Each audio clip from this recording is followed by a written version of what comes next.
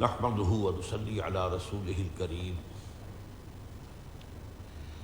اما بعد فقد قال الله تبارك وتعالى كما ورد في سورة الانفطار اعوذ بالله من الشيطان الرجيم بسم الله الرحمن الرحيم وما امروا الا ليعبدوا الله مخلصين له الدين حنفاء وَيُقِيمُوا الصَّلَاةَ وَيُؤْتُوا الزَّكَاةَ وَذَلِكَ دِينُ الْقَيِّمَةِ صدق اللہ العظیم۔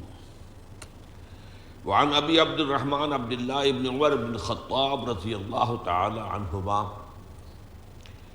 قال سمعت رسول اللہ صلی اللہ علیہ وسلم یقول بنی الاسلام علی خمس شہادت لا الہ الا اللہ وان محمد رسول اللہ واقام الصلاۃ وایتاء الزکاۃ وحج البیت وصوم رمضان رواہ الامام البخاری ومسلم رحمہم اللہ۔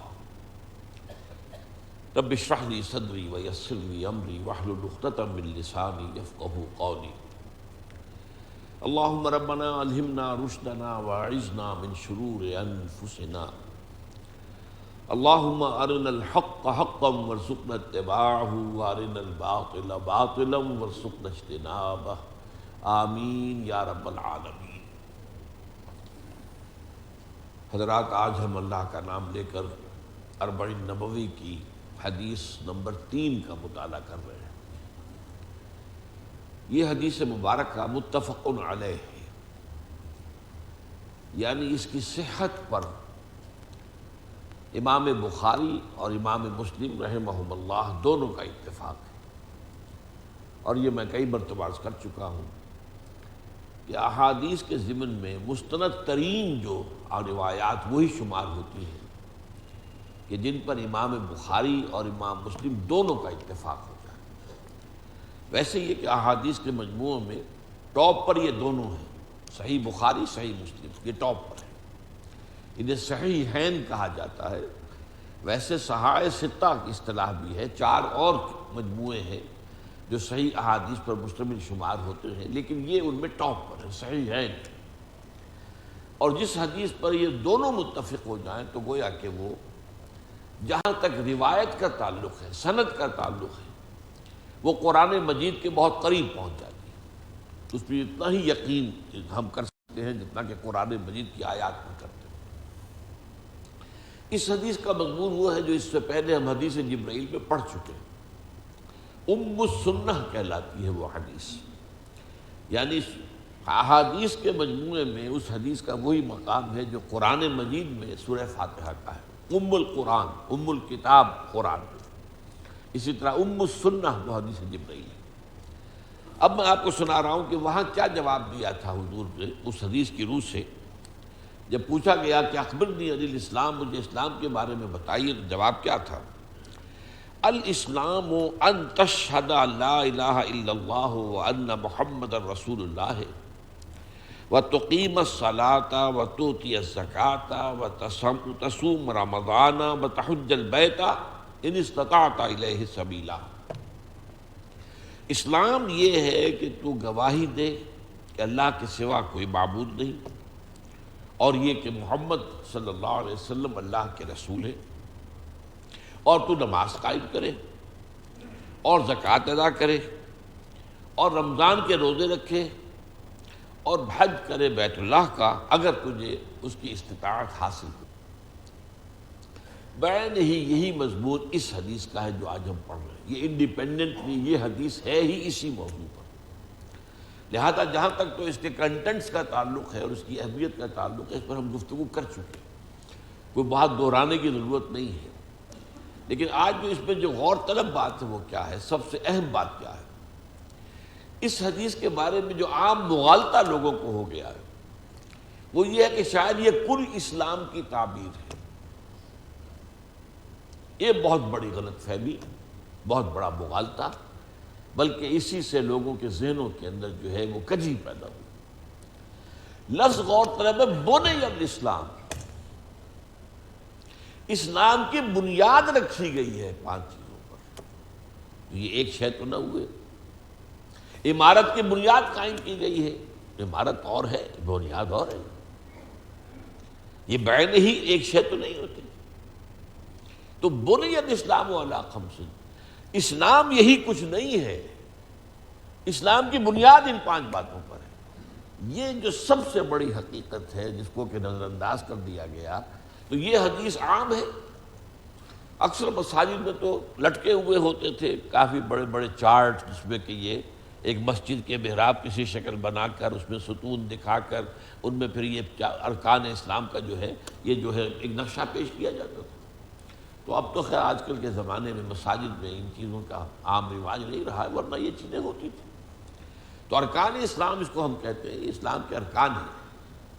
لیکن یہ ہے کہ یہاں جو سب سے اہم لفظ پھر میں کہہ رہا ہوں تیسری مرتبہ، بنی الاسلام علی خمس، اسلام کی بنیاد 5 چیزوں پر ہے. کل اسلام یہ نہیں ہے. اب یہ دیکھیے، اصل میں قرآن مجید کے اندر، جس پر کہ کچھ عرصے پہلے بڑی مفصل گفتگویں میں یہاں ان مجالس میں کر چکا ہوں، انسان کا مقصد تخلیق عبادت رب. وما خلقت الجن والانس الا لیعبدون. سورہ ذاریات میں فرمایا میں نے جنوں اور انسانوں کو نہیں پیدا کیا مگر صرف اس لیے کہ میری بندگی اور میری پرستش کرے. تو عبادت رب جو ہے وہ مقصد تخلیق انسان. تمام انبیاء کی دعوت عبادت. ان اعبدوا اللہ ما لکم من الہ غیرہ. آپ پڑھ جائیے قرآن مجید مکی صورتوں میں. حضرت نوح کی دعوت یہی، حضرت ہود کی، حضرت صالح کی، حضرت ابراہیم کی، حضرت موسیٰ کی، عیسیٰ کی، خود حضور کی صلی اللہ علیہ وسلم. حضور کی دعوت اور سابقہ رسولوں کی دعوت میں صرف ایک فرق ہے کہ سابقہ انبیاء اور رسولوں کی دعوت ہوتی ہے یا قوم، اے میری قوم کے لوگوں، یا قوم اعبدوا اللہ ما لکم من الہ غیرہ. حضور کی دعوت ہے یا ایھا الناس اعبدوا ربکم الذی خلقکم والذین من قبلکم. بس یا ایھا الناس.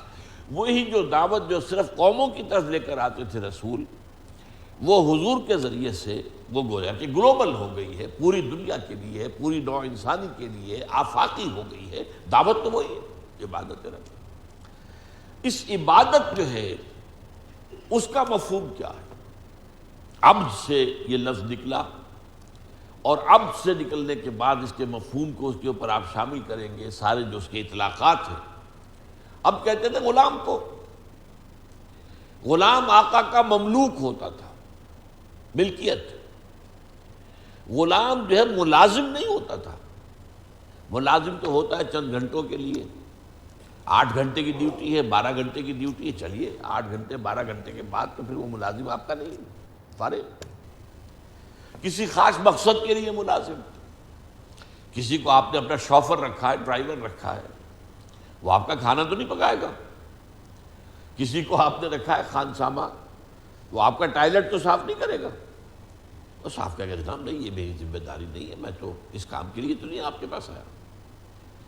غلام کو ہر وقت ہمہ تن، ہمہ وقت، ہمہ وجوہ اطاعت کرو. اس کی کوئی آزاد مرضی ہے ہی نہیں، اس کی کوئی ملکیت نہیں. آقا نے اگر کوئی کوٹھڑی دے دی کہ اس میں رات کو سو جایا کرو، تو وہ کوٹھڑی کا مالک تو نہیں بن گیا. وہ خود کیا مالک بنے گا؟ وہ خود مملوک ہے. اسی طریقے سے کوئی چارپائی دے دی تو اس چارپائی کا مالک تو نہیں ہے، مالک تو آقا ہے. وہ تصور عبدیت کا ذہن میں ہونا چاہیے. اس درجے میں اللہ کی بندگی، یہ بندگی ترجمہ کر رہا ہوں اب میں عبدیت کا، جس کو کہ شیخ سعدی نے کہا، اور یہ بھی پچھلے زمانے میں یہ اشعار لکھے ہوتے تھے مساجد میں: زندگی آمد برائے بندگی، زندگی بے بندگی شرمندگی. زندگی تو ہمیں ملی اس لیے کہ اللہ کی بندگی کریں. اگر یہی کام ہم نہ کریں تو شرمندگی ہی شرمندگی ہے. تو پھر حاصل کیا ہو؟ تو ہمہ وقت، ہمہ تن، ہمہ وجوہ اطاعت. لیکن یہ بھی عبادت کا صرف جسد ظاہری ہے. جیسے میرا اور آپ کا یہ جسم ہے، نظر تو آ رہا ہے سب کو، جو بھی میرا قد و قامت ہے، جو بھی تل و توش ہے، سب کو نظر آ رہا. ایک ہے اس کے اندر جو میری جان ہے، وہ آپ کو نظر آ رہی ہے. اس عبادت کی جان جو نظر نہیں آتی وہ ہے اللہ کی محبت۔ ایک مجبوری کی اطاعت ہوتی ہے، انگریز کے ہم غلام تھے، اطاعت کرتے تھے، کیا کریں، غلام ماننا پڑے گا۔ یا غلام آقا کی اطاعت کرتا ہے تو مجبوری کو کرتا ہے، کہیں سے اسے پکڑ کر خرید کر، کہیں جو ہے غلام بنا لیا گیا، اس سے کو خرید کر لے آیا، زر خرید ہے، اب وہ تو مجبور ہے، مانے گا، کیا کرے گا۔ لیکن یہ عبادت نہیں ہے۔ عبادت بنے گی اللہ کی جب کہ اس کے اندر اللہ کی محبت کا جذبہ شامل ہو جائے، تب یہ عبادت بنے گی۔ اسی لیے دوسرا اس میں نے ایڈ کیا تھا، بندگی اور پرستش۔ پرستش ہوتی ہے محبت کے ساتھ۔ آپ دولت کے پرستار ہیں تو آپ کے دل میں دولت کی محبت ہے، وطن پرست ہے تو وطن کی محبت ہے، قوم پرست ہے تو قوم کی محبت ہے، نفس پرست ہے تو نفس کی آپ پرستش کر رہے ہیں، اس کے احکام کو پورا کر رہے ہیں۔ تو بندگی اور پرستش مل کر عبادت بنتے ہیں۔ یہ عبادت ہے کہ جو چونکہ بہت مشکل کام ہے، بہت مشکل کام ہے، تو اس میں ایک بات تو وہ بات ذہن میں رہے کہ اس میں آدمی طے کر لیتا ہے کہ مجھے اسی راستے پر چلنا ہے، پھر کہیں غلطی سے کوئی قدم اٹھ گیا غلط، کہیں جذبات کی رو میں بہہ کر کوئی کام غلط ہو گیا، فوراً توبہ کر لو، اللہ معاف کر دے گا۔ یہ راستہ تو کھلا ہے، یہ نہیں کہ آپ فرشتے ہو جائیں گے، نہیں، آپ کے ساتھ آپ کا نفس بھی لگا ہوا ہے، آپ ایک ماحول میں رہتے ہیں، آپ اس ماحول کے اثرات سے بالکل لیا تو اپنے آپ کو نہیں بچا سکتے، لاکھ آپ بچ کر چلیں، کہیں پاؤں پھسل گیا، گر گئے، اٹھ جاؤ، فوراً کھڑے ہو جاؤ، توبہ کرو۔ تو توبہ کا دروازہ کھلا ہے۔ لیکن اگر کسی ایک گناہ کے اوپر ڈیرا لگا کر بیٹھ گئے تو وہ ایک گناہ بھی ہلاکت کے لیے، بربادی کے لیے، تباہی کے لیے یہ کافی ہو جائے گا۔ تو یہ ہے عبادت۔ از عبادت کے لیے آسان کرنے کے لیے 4 عبادات دی گئی۔ نمبر 1 نماز، صلاۃ، تاکہ تم بھول نہ جاؤ، کہیں تازہ کرتے رہا کرو۔ آپ کو معلوم ہے نماز میں ہر رکعت میں سورہ فاتحہ، اور سورہ فاتحہ کی مرکزی آیت کیا ہے؟ 7 آیتیں کل ہیں، مرکزی چوتھی آیت کیا ہے؟ ایاک نعبد و ایاک نستعین۔ اے اللہ تیری ہی بندگی کرتے ہیں اور پرستش کرتے ہیں اور کرتے رہیں گے، چونکہ فعل مضارع جو ہے عربی زبان میں حال اور مستقبل دونوں کو کور کرتا ہے۔ تیری ہی بندگی اور پرستش کرتے ہیں اور کرتے رہیں گے، اور تجھ ہی سے مدد مانگتے ہیں اور مانگتے رہیں گے۔ اس قول و قرار کو تازہ کرنا، تازہ کرنا، تازہ کرنا، 5 مرتبہ دن میں جو ہے اس کو دوبارہ تازہ کر لو، مبادہ بھول جاؤ۔ بڑا پیارا شعر ہے حفیظ جالندری کا کہ سرکشی نے کر دیے دھندلے نقوش بندگی، آؤ سجدے میں گریں لوح جبیں تازہ کریں۔ یہ ہماری پیشانی کے اوپر گرد و غبار آ گیا ہے، اس کے اوپر جو بندگی کا نشان ہونا چاہیے تھا اللہ کی بندگی کا، وہ جو ہے دھندلا ہو گیا، اور سجدے میں گریں، خاک پر رکھیں اپنی اس پیشانی کو اور یہ کو تازہ کر لیں۔ بندگی کا نقش، بندگی کا جو یہاں نقش ہے وہ تازہ ہو گیا۔ سرکشی جو ہے نفس کی سرکشی، سرکشی نے کر دیے دھندلے نقوش بندگی، آؤ سجدے میں گریں لوح جبیں تازہ۔ تو تازہ رکھنے کے لیے کہ یہ عہد آپ بھول نہ جائیں نماز سے، اور پھر آپ کے ساتھ ایک نفس حیوانی لگا ہوا، حیوانی تقاضے۔ حیوانی تقاضوں میں موسٹ امپورٹنٹ کیا ہے؟ آپ انگریزی میں کہیں گے preservation of the self and preservation of the species. اپنی ذات کو برقرار رکھنے کے لیے خوراک چاہیے، خوراک کے بغیر تو مر جائیں گے، اور اپنی نسل کو برقرار رکھنے کے لیے جنسی جذبہ ہے، شہوت ہے، شادی ہے، بیاہ ہے، نسل ہے۔ یہ 2 ہیں موسٹ امپورٹنٹ محرکات جو ہیں، motives, most important motives, animal instincts, preservation of the self and preservation of the species. لیکن یہ دونوں جذبے اتنے طاقتور ہیں کہ یہ جب اندر سے ابھرتے ہیں تو یہ اندھے بہرے ہوتے ہیں، انہیں اس سے غرض نہیں ہے. بھوک لگی ہے، پیٹ میں ڈالو کچھ، اس سے پیٹ کو کوئی بحث نہیں کہ حلال ہے یا حرام ہے. آپ کا شہوت کا جذبہ بھڑک اٹھا ہے، وہ تو اپنی تسکین چاہتا ہے، اس سے کوئی غرض نہیں ہے، جائز راستے سے ہو یا ناجائز سے ہو. تو یہ جو خود سر گھوڑا ہے، یوں سمجھیے کہ ہمارا یہ جو حیوانی وجود ہے یہ گھوڑے کے مانند ہے، اور ہمارا روحانی وجود جو ہے، جو حقیقی وجود ہے، وہ اس پر سوار ہے. اگر گھوڑا منہ ہے اور سوار کمزور ہے تو وہ گھوڑا جو ہے، وہ جو سوار ہے، وہ گھوڑے کے رحم و کرم پر ہے، جہاں چاہے گا لے جا کے پٹک دے گا. وہ سوار کی مرضی سے تو نہیں جائے گا، جدھر وہ چاہے گا جائے گا، اور جہاں چاہے گا پٹک دے گا. تو اس منہ گھوڑے کے اوپر سوار ہونے کے لیے آپ کو ذرا اپنی خودی، اپنی انا، اس کو بھی طاقتور کرنے کی ضرورت ہے. اس اپنی خودی اور انا کو طاقتور کرنے کے لیے روزہ رکھ دیا گیا. پورا دن بھوکے رہو، برداشت کرو، پیاس بھی ہے تو برداشت کرو. یہ ساری سہولتیں جو آج ہمیں حاصل ہے، کبھی حاصل تو نہیں تھی نا. کہاں تھے اے سی، کہاں تھے، اور کہاں دیہات میں کہاں ہے. اور یہ ساری چیزیں لکھی ہے کہ روزے تو گرمی کے موسم میں جون جولائی مئی کے مہینے میں بھی روزے آتے ہی ہیں. برداشت کرو، بھوک کو برداشت کرو. کھانے کی چیزیں موجود ہیں لیکن نہیں کھاؤ. جائز چیزیں موجود ہیں، جائز نہیں. اس وقت حرام ہے، اس وقت وہ جائز بھی حرام ہے. طلوع فجر کے بعد سے لے کر غروب شمس تک جائز چیزیں کھانا بھی حرام ہے. شہوت کی انگڑائیاں کتنی بھی ہوں، لیکن چاہیے کہ بیوی موجود ہے، منکوحہ بیوی موجود نہیں، حرام. اللہ نے روکا ہوا. تو یہ ایک مشق ہے اپنے اس منہ زور گھوڑے کو لگام دینے کی. اسی کا نام تقویٰ ہے، بچ کر چلنا، سیلف کنٹرول، اپنے حیوانی وجود کے اوپر کنٹرول رکھنا. یہ نہیں کہ جو یہ حیوانی وجود کہے وہ کرنے لگو، پھر تو تم گھوڑے کے تابع ہو گئے. پھر وہی کہوں گا، گھوڑا پھر آپ کو جس کھائی میں چاہے گا گرائے گا. تیسرا یہ کہ انسان میں مال کی محبت جو ہے، وَإِنَّهُ لِحُبِّ الْخَيْرِ لَشَدِيدٌ، بہت ہے. دنیا میں زندگی بسر کرنے کے لیے ساز و سامان تو چاہیے نا. ساز و سامان پیسے سے آتا ہے.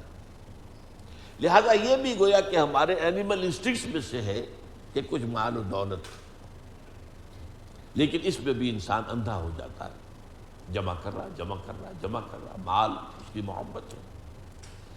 پھر اندھا ہو جاتا ہے. مال کی محبت میں یہ بھی نہیں دیکھتا کہ کیا حلال ہے کیا حرام ہے.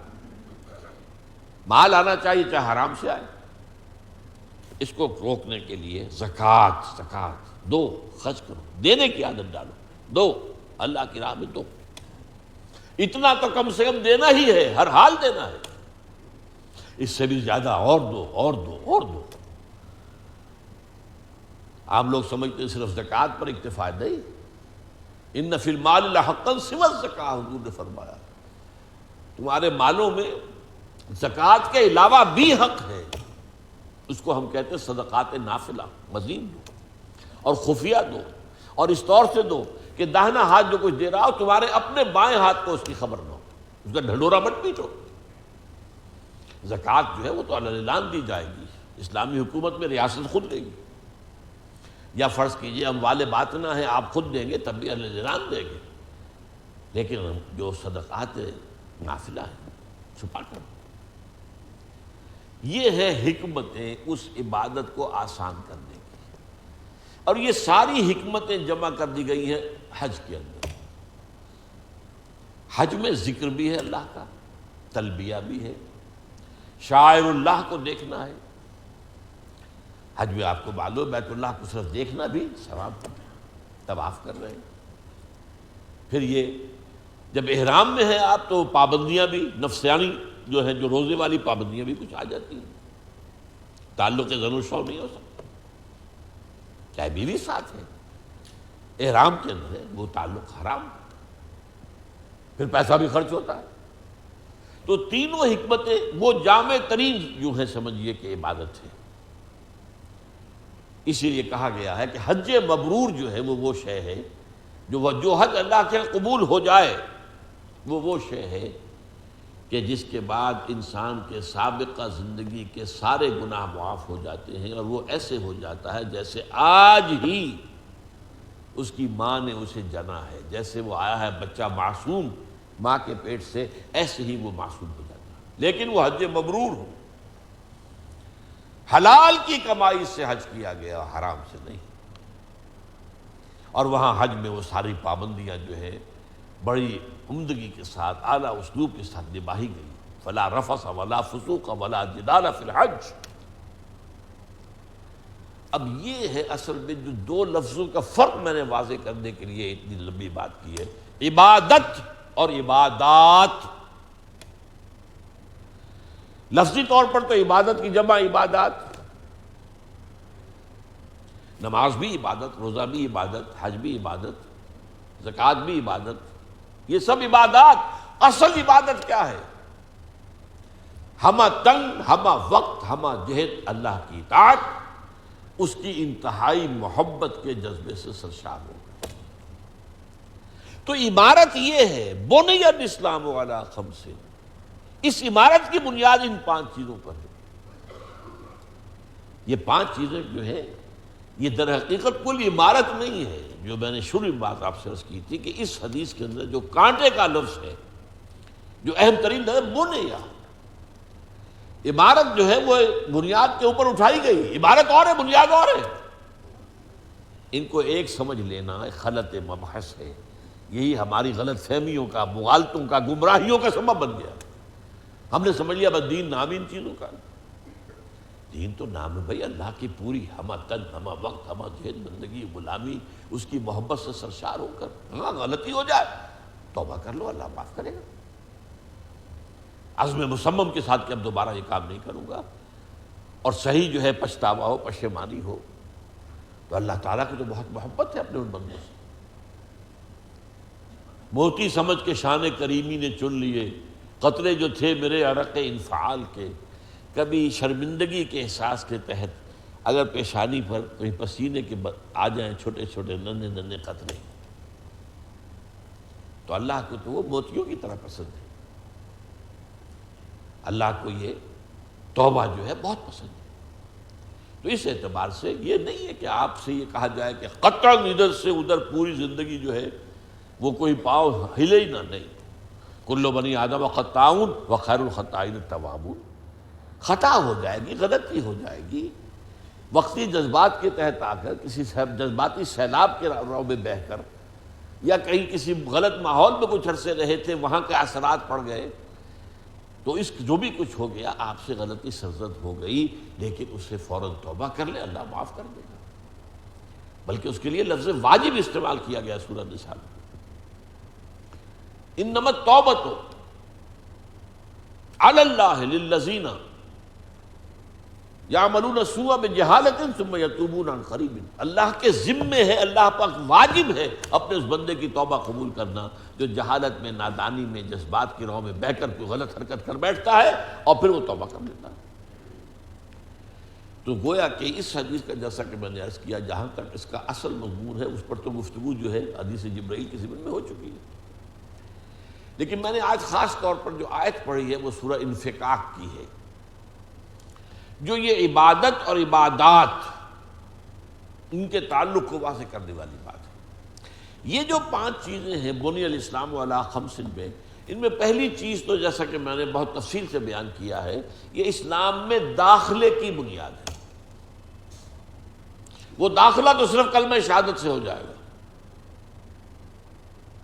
نماز، روزہ، حج اور زکوٰۃ بھی اضافی چیزیں ہیں، ویسے بھی یہ سب کا موقف ہے کہ تارک نماز کافر نہیں ہوتا، منکر نماز کافر ہو جائے گا۔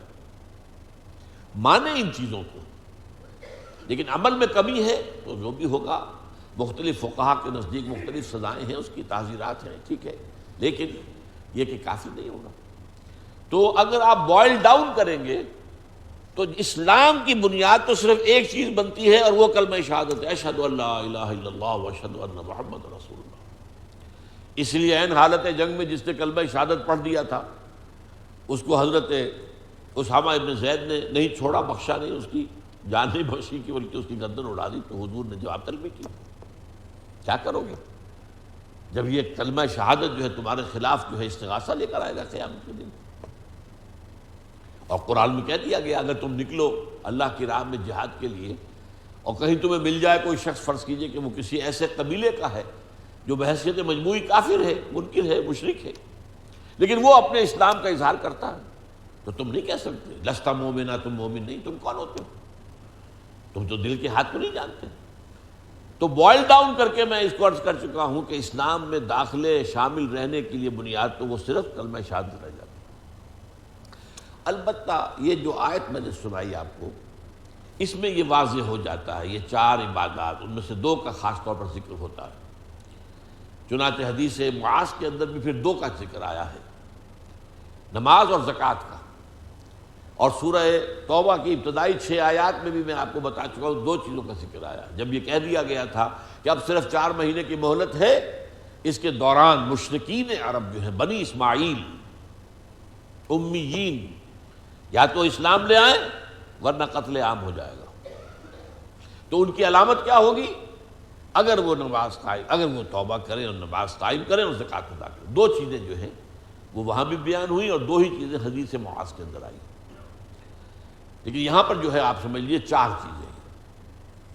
وَمَا أُمِرُوا إِلَّا لِيَعْبُدُوا اللَّهَ مُخْلِصِينَ لَهُ الدِّينَ حُنَفَاءَ، اور انہیں نہیں حکم ہوا، یہ دین کا خلاصہ ہے، دین کی تعلیم کا، انہیں نہیں حکم ہوا تھا مگر اس بات کا کہ اللہ کی عبادت کریں، بندگی جمع پرستش کریں، اسی کے لیے اپنی اطاعت کو خالص کرتے ہوئے، اور قائم کریں نماز کو اور ادا کریں زکوٰۃ۔ ذالک الدین القیمہ، یہ ہے ہمیشہ کا قائم دین، دین جو ہے انہی چیزوں پر قائم رہے گا۔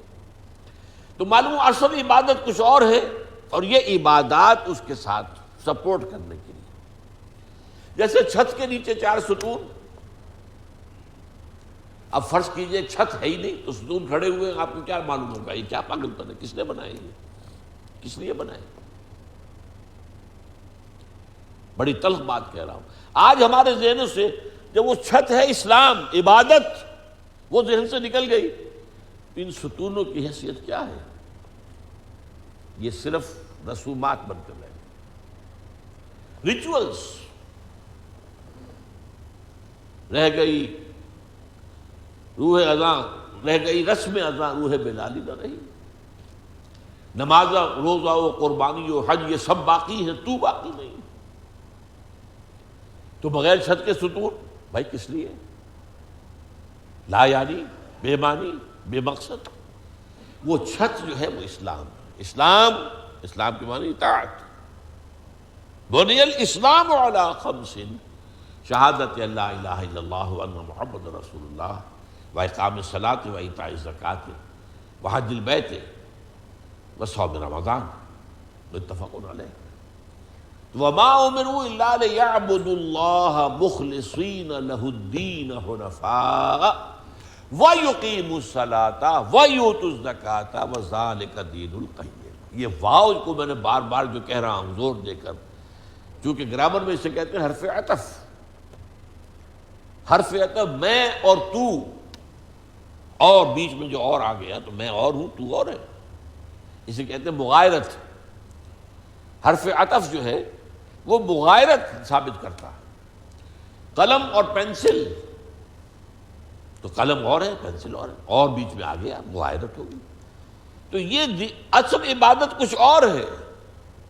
وما امروا الا ليعبدوا الله مخلصين له الدين حنفاء ويقيموا الصلاة ويؤتوا الزكاة وذلك دين القيم۔ یہ تصور جو ہے اگر عام ہو جائے تو واقعہ یہ ہے کہ امت کی بہت بڑی اصلاح ہو جائے گی۔ لیکن اگر یہ تصور ہی ذہنوں کے اندر نہیں ہے تو پھر یہ ریچولز ہیں، رسومات ہیں۔ یہ رسومات تو چل رہی ہیں، اتنے بڑے پیمانے پر ہو رہی ہیں، 25-25 30-30 لاکھ آدمی حج میں جمع ہو جاتے ہیں، اور رمضان کے آخری عشرے میں تو سنا ہے کہ 25-30 لاکھ سے زیادہ کی آبادی ہو جاتی ہے حرم کی۔ لیکن کیا اس کا دنیا پر کوئی ماشا بھر بھی کوئی اثر ہے؟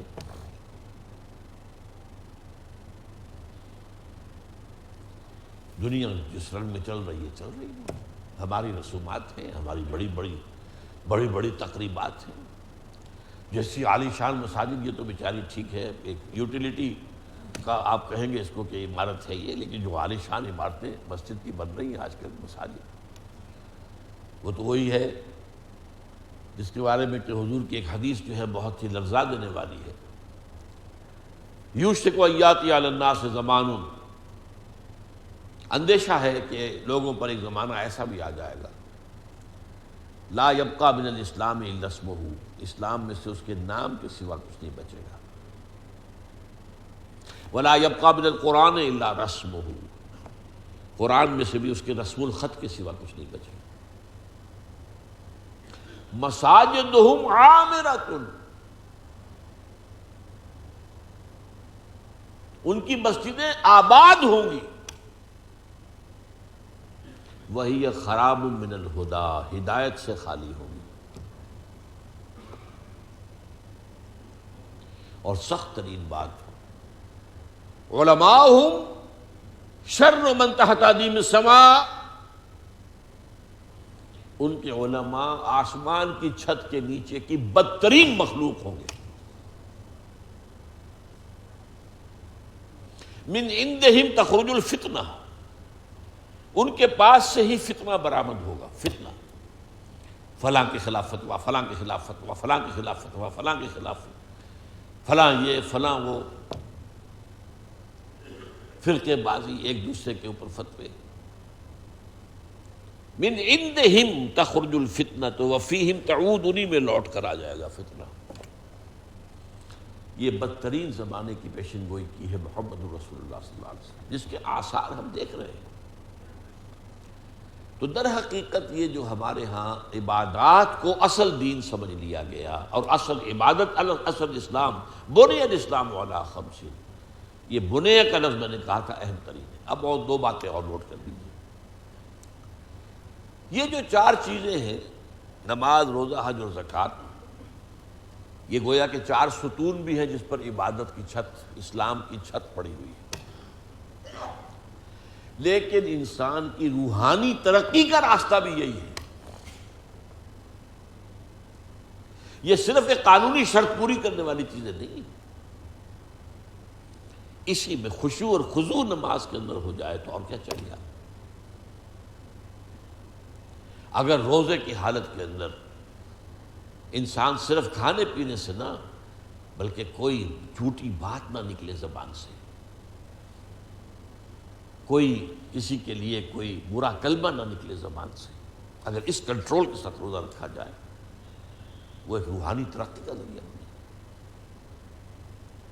زکوٰۃ کے علاوہ صدقات دیے جائیں، یہاں تک کہ پوچھا گیا کہ یسألونک ماذا ينفقون قل العفو، پوچھتے ہیں کہ کتنا خرچ کریں اللہ کی راہ میں، کتنا دیں، کہہ دیجئے جو بھی تمہاری ضرورت سے زائد ہے دینا، مت رکھو، ڈونٹ ریٹین۔ یہ ذرا ایک مسئلہ تھوڑا سا ہے، باریک سا کہیں مغالطہ نہ ہو جائے، اپنے پاس پیسہ رکھنا، دولت رکھنا حرام نہیں ہے، حلال ذریعے سے کماؤ، اب جو کچھ آ گیا ہے اسے اللہ کا فضل سمجھو، اور اعلیٰ روحانیت تو یہ ہے کہ اس میں سے صرف اپنی ضروریات کی حد تک اپنا حق سمجھو، باقی اللہ کی راہ پہ دے دو۔ یہ ان محروموں کا حق ہے، فی اموالہم حق معلوم للسائل والمحروم، اللہ نے تمہارے حصے میں ڈال کر تمہارا امتحان لیا ہے کہ تم ان کو لوٹا کر فارغ کر ہو جاتے ہو یا اس پر قبضہ مخالفانہ رکھتے ہو، لیکن جائز ہے، حرام نہیں ہے۔ صرف زکوٰۃ تو زبردستی لے لی جائے گی، باقی تم رکھ سکتے ہو۔ تمہاری اولاد کو منتقل ہو سکتا ہے وراثت کے طور پر، لیکن روحانی ترقی اگر چاہتے ہو تو یسألونک ماذا ينفقون قل العفو۔ حضور نے زندگی اسی سطح پر گزاری ہے، اپنے پاس ایک پیسہ رکھا ہی نہیں کبھی۔ عام آدمی سے اگر آپ یہ کہہ دیں تو شاید وہ آپ کا سر پھوڑ دے کہ حضور نے کبھی زکوٰۃ نہیں دی، کیسے ہو سکتا؟ ارکان اسلام کیسے ممکن ہے؟ بھائی کیسے دے زکوٰۃ؟ زکوٰۃ تو پال جمع ہو تو دینا، جب رکھا ہی کبھی کچھ نہیں اپنے پاس تو زکوٰۃ کہاں پائے گی؟ اور اسی پر یہ خاص صحابہ کرام کے اندر ایک طبقہ کہلاتا ہے فقراء صحابہ، انہوں نے اسی سطح پر زندگی گزاری، سب نے نہیں۔ باقی عام لوگ جو ہے کاروبار بھی کرتے تھے اپنا، اور دولت جو ہے وہ اللہ کی راہ میں دیتے بھی تھے، رکھتے بھی تھے۔ جب رکھتے تھے تبھی تو ہوتا تھا کہ غزوہ تبوک کے موقع پر لا کر اتنے بڑے بڑے پیسے، اتنی بڑی رقمیں دے دی۔ حضرت عثمان اپنے پاس نہ رکھتے تو کیسے لے آتے؟ لیکن روحانی ترقی کا راستہ یہی ہے۔ تو اللہ تعالیٰ کے راستے میں روحانی ترقی کی بھی یہی منزلیں ہیں، سیڑھیاں یہی ہیں، اسی میں سے ہو کر گزرو گے۔ ایک یہ ہے کہ آپ نے نماز جو ہے آپ نے پڑھ لی، فرض ادا ہو گیا، فقہی اعتبار سے آپ کی نماز صحیح ہے۔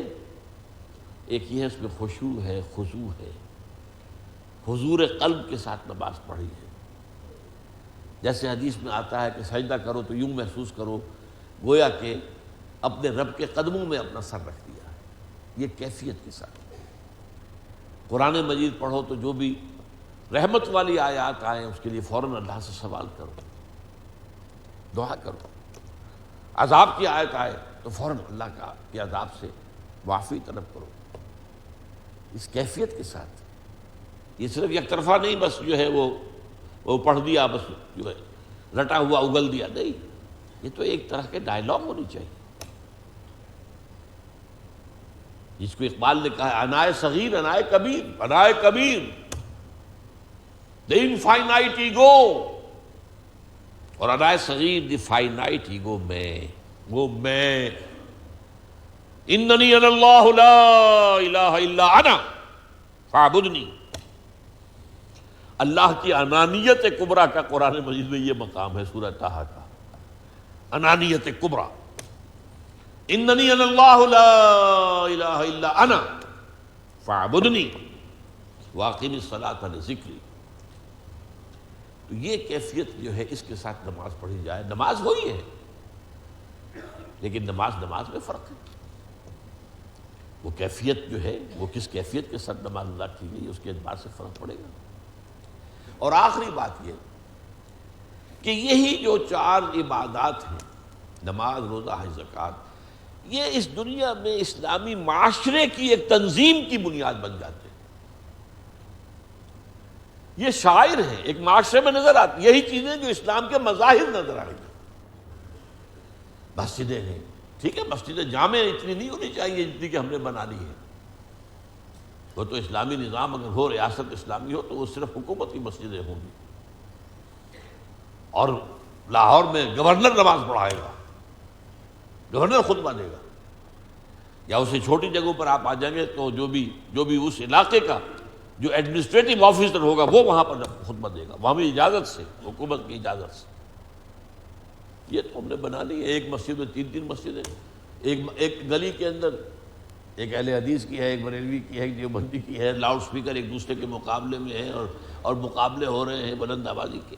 یہ تو خیر بہرحال غنیمت ہے، چلیے دین کا ایک ڈھانچہ قائم، لیکن یہ کہ وہ تو ہمارا جو نظام ہے وہ پوری معاشرت جو ہے اس کی ایک تنظیم ہوتی ہے۔ ایک علاقے میں 5 وقتہ نماز لوگ جمع ہوتے ہیں، بھائی آج فلاں صاحب نہیں آئے، کیا وجہ ہے، چلے پتہ کریں۔ یہ ہمارے سوشل کانٹیکٹ کا ذریعہ بننا چاہیے۔ یہ نہیں کہ آئے کسی کو نہ دیکھا نہ پوچھا نہ کسی سے کوئی مزاج پرسی کی، فجر کی نماز ہوئی، وہ پھیرا سلام اور گئے۔ حضور تو بیٹھ جاتے تھے اور گفتگو کرتے تھے، کسی نے کوئی خواب دیکھا وہ بیان کرے، کسی نے کوئی اور کوئی بات کرے۔ تو یہ جو ہماری مسجد کا نظام ہے، پھر آپ کو معلوم ہے کہ بین الاقوامی اتنا بڑا اجتماع جو ہے، اس امت کی آفاقیت کا سب سے بڑا مظہر وہ آج بھی ہے، اگرچہ روح نہیں گئی، ڈھانچہ رہ گیا ہے، لیکن جسے کہتے ہیں کہ کھنڈر بتا رہے ہیں عمارت عظیم تھی، یہ کتنی عظیم عمارت تھی۔ وہاں پر آ کر مالکم ایکس جو ہے امریکہ کا بہت بڑا لیڈر، آنکھیں کھلی کی کھلی رہ گئی کہ میں نے دنیا بھر میں کہیں یہ منظر دیکھا ہی نہیں، کالے گورے پیلے لال ہرے سب جو بھی ہے وہ سب ایک جگہ پر ہے، اور اتنا امن ہے، کوئی جھگڑا نہیں، کوئی لڑائی نہیں، کوئی فساد نہیں۔ یہ نقشہ وہاں نظر آتا۔ تو یہ حدیث جو ہے ایک طرف یہ اسلام کی عبادت اور عبادات کے تعلق کو واضح کرنے والی ہے۔ بنی الاسلام علی خمس، شہادت لا الہ الا اللہ وان محمد رسول اللہ واقام الصلاۃ وایتاء الزکوٰۃ وحج البیت وصوم رمضان۔ نمبر 2، یہی 4 عبادات جو ہیں انسان کی روحانی ترقی کا بھی زینہ ہے۔ اور نمبر 3، یہی 4 عبادات جو ہیں وہ اسلامی معاشرے کے شاعر بن کر ایک خاص رنگ میں، ایک نئی تہذیب جو ایک رنگ ہے جو معاشرے میں پیدا ہوتا ہے، اس کی تنظیم، یہ اس کی بنیاد فراہم کرتی ہے۔ فصلی اللہ تعالی علی خیر خلقہ محمد وبارک وسلم تسلیما کثیرا کثیرا۔